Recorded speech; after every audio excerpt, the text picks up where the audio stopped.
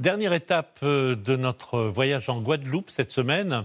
On se souvient tous des eaux turquoises, des fonds marins très riches, des plages qui s'étirent sans fin. Nous pénétrons aujourd'hui dans la forêt tropicale, véritable paradis pour la faune. On y trouve des tortues, des ratons laveurs, des jaguars, des léburias, bref, un refuge pour l'écosystème et les espèces menacées.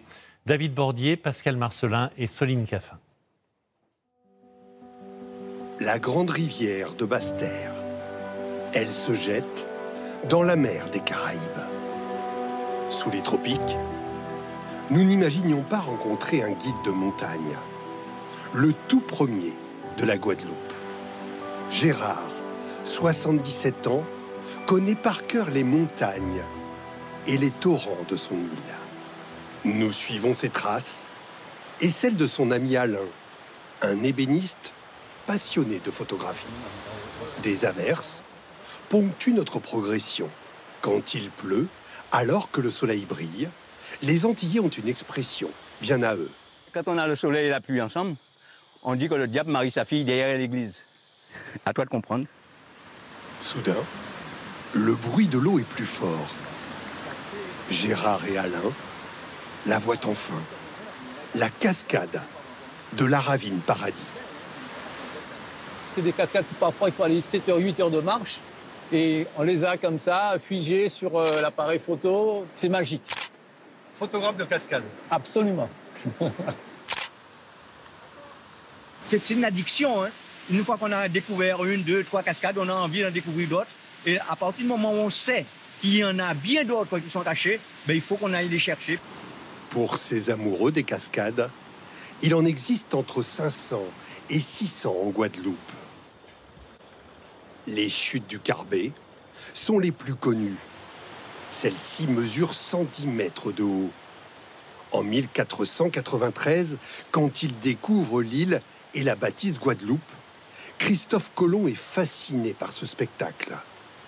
Jusqu'alors, les Indiens Caraïbes appelaient la Guadeloupe l'île aux belles eaux. La route de la traversée, toujours au cœur de la forêt tropicale, nous conduit sur le territoire d'un drôle d'animal au masque noir. C'est en bas, c'est en bas. C'est un raccoon, une espèce propre à l'île, protégée jusqu'en 2018. Ce petit animal, très connu et aimé par les Guadeloupéens, est un raton laveur. Alors beaucoup pensent qu'on l'appelle raton laveur parce qu'il lave les aliments. Alors c'est pas ce qu'ils font en réalité. Alors ils ont le sens du toucher très développé. Du coup ils vont ramasser leurs aliments et détecter à l'aide de leur toucher, savoir qu'est-ce qu'ils mangent précisément.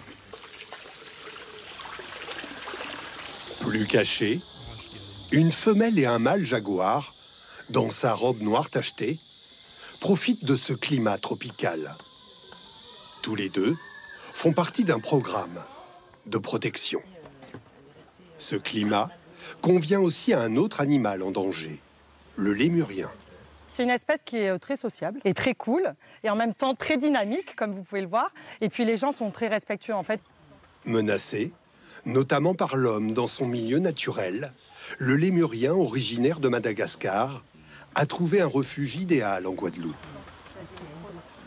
C'est un groupe matriarcal, donc comme à l'état sauvage, c'est dirigé par une maman, chef, et qui fait respecter la loi.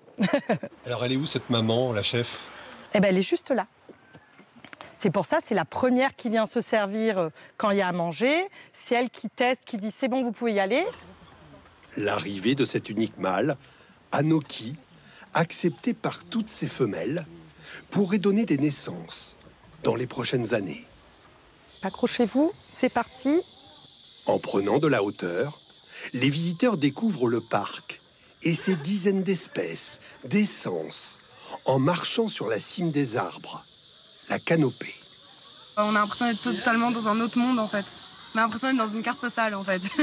C'est ça, une carte postale vivante. À 30 mètres de hauteur, ils observent la vie paisible de Doudou et Denver, ce couple de tortues des Seychelles, la plus grosse tortue terrestre. De vieux pensionnaires qui, à 50 ans, ne manquent jamais l'heure de la douche. Dans la vallée Cabou, la vallée du bout, d'autres espèces nous attendent. Des plantes, des fleurs, comme ces roses de porcelaine. Le rêve d'une femme, Maggie, qui après le passage du terrible ouragan Hugo en 89, décide d'ouvrir son parc botanique au public. Je pense qu'il faudrait remettre celle-là bien droite. Sa nièce a repris le flambeau de l'entreprise familiale. Il faut imaginer qu'un jardin, notre jardin, c'est un tableau. On se crée comme des objectifs et un espèce de lien avec la fleur en se disant, là, dans cet habitat-là, à cet emplacement précis, elle va se développer, elle sera belle et elle me le rendra comme ça, en fait. Perle tient à nous montrer une de ses plantes favorites. Vous voyez, l'eau qui en ressort sort délicieusement bon. Et du coup, on me dit que c'est comme le shampoing de Tahiti, le shampoing des Arawaks. C'est juste un bonheur. Comment vous l'appelez cette plante? Moi, je l'appelle la plante shampoing, sans vous mentir. Si dans ce parc, le colibri est roi, on protège et étudie le flamant rose des Caraïbes.